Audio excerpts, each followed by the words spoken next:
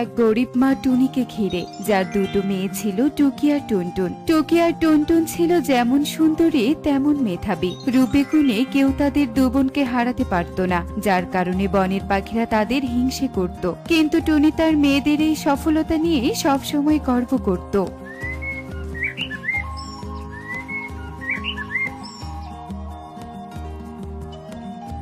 মা, একটা খুশি সংবাদ আছে মা।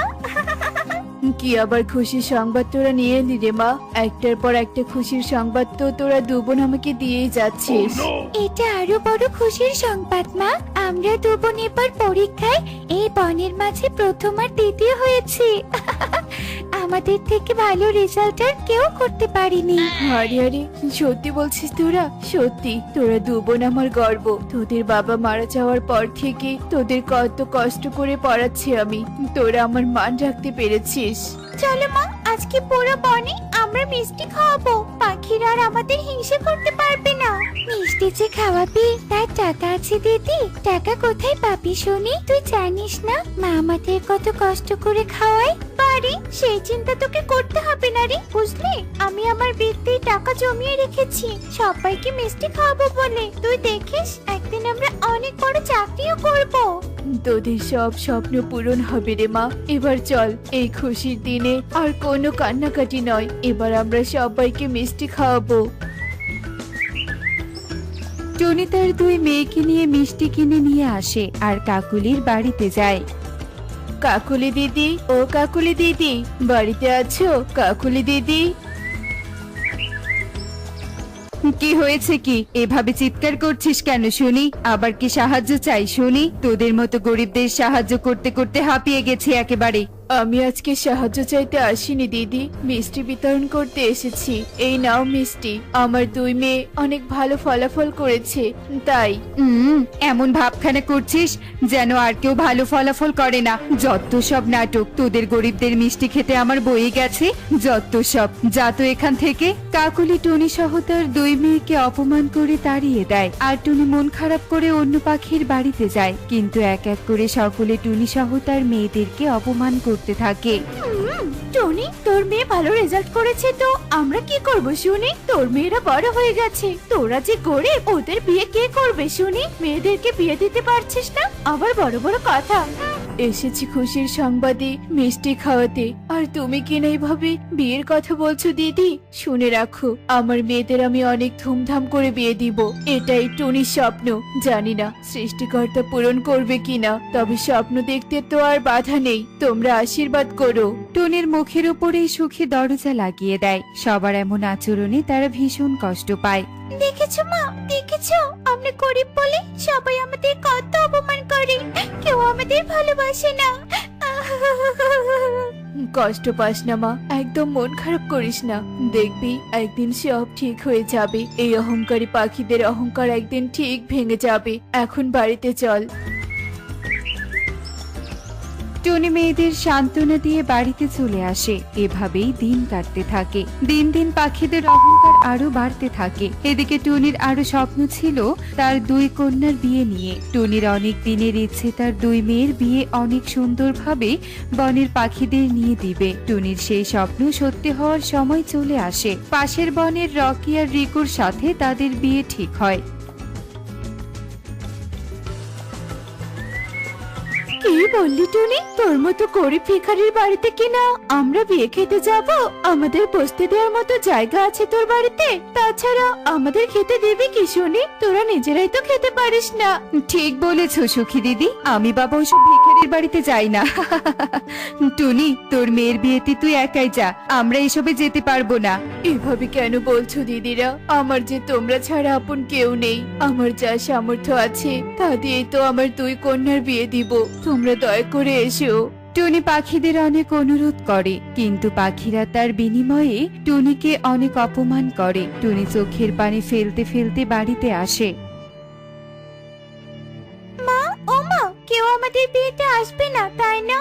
না রে মা, তোদের মা ছাড়া তোদের কেউ নেই। কোনো চিন্তা করিস না তোরা।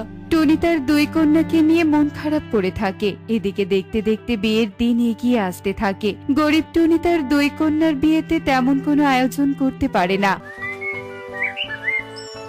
দেখেছিস দিদি, দেখেছিস টুনি গরিব বলে টুনির দুই কন্যার বিয়েতে কেউ আসবে না, সবাই তাদের কত অবহেলা করে।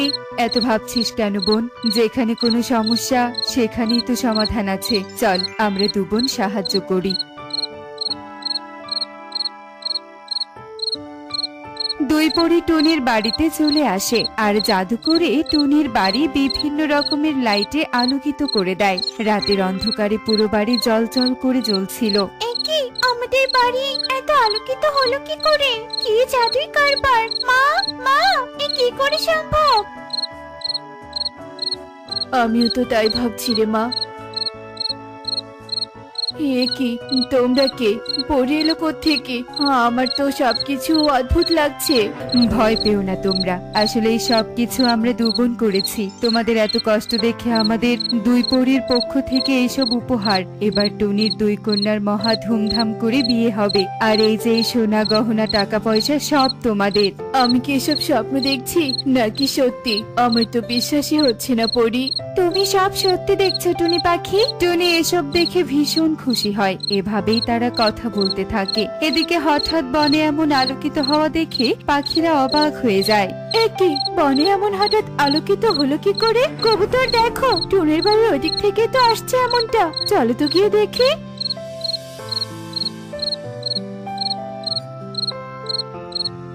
আরে বাহ, এত সুন্দর বাড়ি তো আমি কোনোদিনও দেখিনি। এমন সুন্দর করে সাজানো বিয়ে তো এই বনে আর কারো হয়নি। টুনি, আমাদের তো যেতে ইচ্ছে করছে না বাড়িতে। তোর মেয়ের বিয়েতে আমরা থাকবো টুনি। বাহ, তোমরা পাখিরা তো দেখছি ভীষণ স্বার্থপর।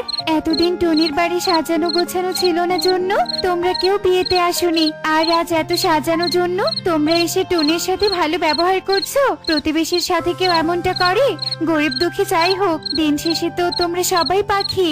পরি নানান ভাবে পাখিদের সাথে কথা বলে, আর পরিদের এমন কথা শুনে পাখিরা নিজেদের ভুল বুঝতে পায় আর লজ্জিত হয়। তুমি একদম ঠিক কথাই বলেছো পরি। আসলে আমরা ভীষণ অহংকারী। আমাদের এমন অহংকার করা একদম উচিত নয়। টনি, তুই আমাদের ক্ষমা করে দিস। আজ থেকে আমরা তোদের সাথে খারাপ ব্যবহার আর করব না। হয়েছে দিদি, এতবার ক্ষমা চাইতে হবে না। পরি তো সাহায্য করেছে। চলো এবার ধুমধাম করে এই টুনির দুই মেয়ের বিয়ে হবে। সবাই ভীষণ খুশি হয়।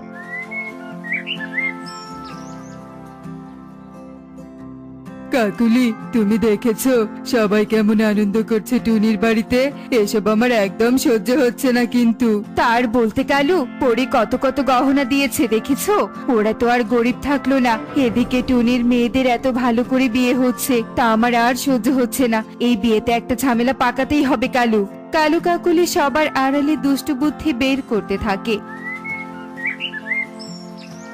টনি, পুরো বিয়ে বাড়িতে কিন্তু রান্না বান্না আমি করব। আমার হাতের রান্নার প্রশংসা সবাই করে, আর সবাইকে কিন্তু খাবার দাবার আমি বেড়ে খেতে দিব। এই বলে দিলাম, আমি আবার খাবার দাবার ভালো পরিবেশন করতে পারি। কাকুলি, এই দেখো সবাই এখানে গল্প করতে ব্যস্ত আছে। এই সুযোগটাকে আমাদের কাজে লাগাতে হবে। চলো চলো। কাকুলি আর কালু মিলে সব গহনা নিয়ে বাড়িতে চলে যায়। এদিকে বেশ কিছুক্ষণ পর, মা মা, আমাদের সব গহনা চুরি হয়ে গেছে মা, কোনো গহনা খুঁজে পাচ্ছি না। তুই কি পাগল হয়ে গেছিস মা? গহনা তো আমি সব রেখে গিয়েছিলাম, কিন্তু গেল কোথায়? চল তো ভালো করে দেখি। টনি, আমরা তো সবাই এখানে ছিলাম, অন্য কেউ তো আসেনি। তাহলে কে চুরি করবে? আমার তো কাউকে সন্দেহ হচ্ছে না। জানি না দিদি, আমি কিচ্ছু জানি না। টনি কাঁদতেই থাকে। কি কাকুলি, এইসব গহনাগুলো সাফ হলো কি করে? ওরে বাবারে, মনে হচ্ছে এক্ষুনি আমাদের কামড় বসিয়ে দিবে। বাঁচতে চাইলে পালাও কাকুলি। কালু কাকুলি দৌড়ে পালাতে থাকে, আর দৌড়াতে দৌড়াতে তারা টুনির মেয়ের বিয়েতে যায়। কি, তোরা কোথায় ছিলি? তোমরা আমাদের ক্ষমা করে দাও দিদি। আমরা আসলে টুকি আর টুনটুনের বিয়ের গহনা চুরি করেছি। এরপর কালু কাকুলি কাঁদতে কাঁদতে সব কথা খুলে বলে। ছি কালু দাদা, ছি, তোমরা এত খারাপ। আমার ক্ষতি করতে একবারও ভাবলে না? এত লোভী তোমরা।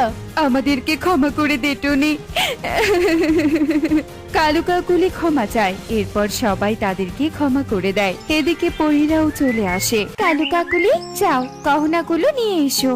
কিন্তু পরি, ওগুলো তো সাপ হয়ে গেছে। হ্যাঁ, কিন্তু এখন আবার গহনা হয়ে গেছে। যাও, আসলে যারাই ওদের গহনা চুরি করবে সেখানে গহনা সাফ হয়ে যাবে, তাই তোমাদের কাছেও সাফ হয়ে গিয়েছিল।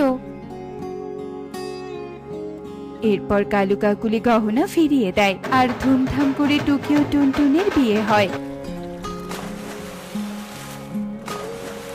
এমনই সব মজার মজার শিক্ষণীয় টুনি পাখির গল্প দেখতে আমাদের সাথেই থেকো। আর গল্পটি কেমন হয়েছে তা কমেন্টে জানাতে